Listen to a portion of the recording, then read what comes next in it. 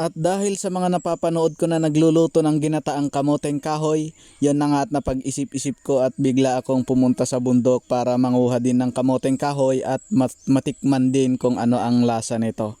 Yan na nga. So bali dito nga ay nakakita ako agad ng isang puno ng kamoteng kahoy at dito ako kukuha.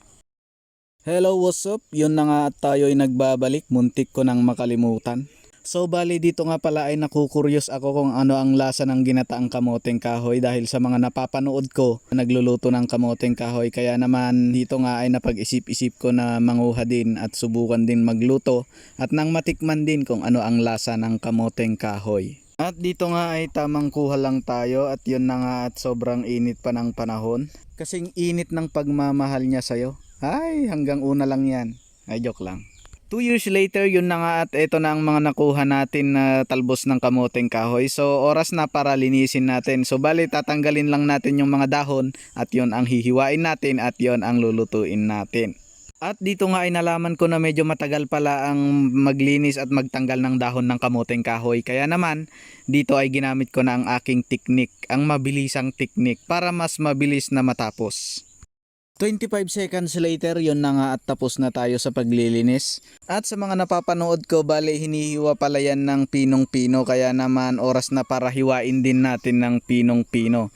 So bali dito nga pala ay wala akong mahanap na kutsilyo, kaya itong buning na lang ang gagamitin natin. So bali dito nga pala ay ginagaya ko lang yung mga napanood ko, at sa mga napanood ko ginagayat ito or hinihiwa ng pinong-pino, kaya naman yun din ang gagawin natin.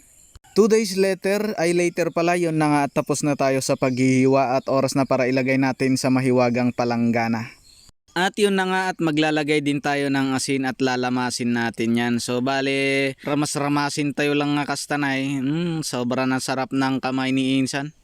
Yan o. So bale, kasta-kasta tayo lang hanggang sa lalabas ang dagta niya. Ayan, so bali dito nga ay okay na siya, pwede na siyang pigain. So oras na para pipigain natin yan. Ayan, so bali pipigain natin yan hanggang sa lumabas ang katas niya, hanggang sa matanggal ang lahat ng dagta niya. Bale kailangan pala daw tanggalin ang dagta niya kasi kapag hindi mo tinanggal yan, papait yan. Kasing pait ng nakaraan mo. Ay sus! 2 years later, yun na nga at tapos na tayo sa pagpiga. So bale ito na nga pala ang talbos ng kamoteng kahoy natin. At syempre hindi kompleto ang pagluluto natin kung wala tayong panggisa. So bale dito ay maghihiwa din tayo ng konting sibuyas, konting bawang at konting luya para naman kahit papano babango ang lulutuin natin. At dito nga ay nag-prepare din ako ng nyog. So bale hindi ko na binalatan yan, binitak kulatan at gagadgadin ko yan at yon ang panggagata natin.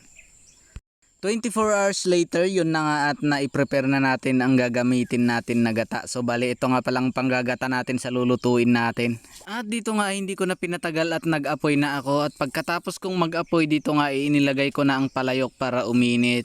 So pagkatapos ng ilang segundo dito nga ay inilagay ko na ang palayok sa mantika para naman uminit siya. At pinaikot-ikot ng kagaya ng pagpapaikot-ikot nyo sa'yo. At dito nga ay inilagay ko na ang panggisa natin ng sabay-sabay. At syempre hindi kompleto kapag hindi natin imekos-mekos yan. At dahil nandito tayo sa bundok at wala tayong mapagbibilhan dito at sardinas lang ang available na meron dito, kaya naman sardinas na lang ang ihahalo natin. Bale itong sardinas ang uunahin natin na igigisa. Yan, so pagkatapos maluto ang sardinas natin, syempre ilalagay natin ang talbos ng kamoteng kahoy. At syempre huwag natin kalimutang imekos-mekos yan para naman maghiwa-hiwalay yung nagdikit-dikit para maayos ang pagkaluto. So bali dito nga ay 3 araw na siyang kumukulo, kaya naman oras na para ilagay natin ang gata. Ayan, so ilalagay natin at syempre huwag natin kalimutang imekos-mekos yan para magpantay-pantay ang pagkaluto. At pagkatapos natin imekos-mekos, tatakpan natin para naman magpantay-pantay ang pagkaluto ng niluluto natin. 11 days later, yun na nga at luto na ang niluluto natin. So ito na nga ang naluto natin na ginataang kamoteng kahoy. At syempre hindi kompleto yan kapag hindi natin titikman yan. At dito nga ay tinikman ko na at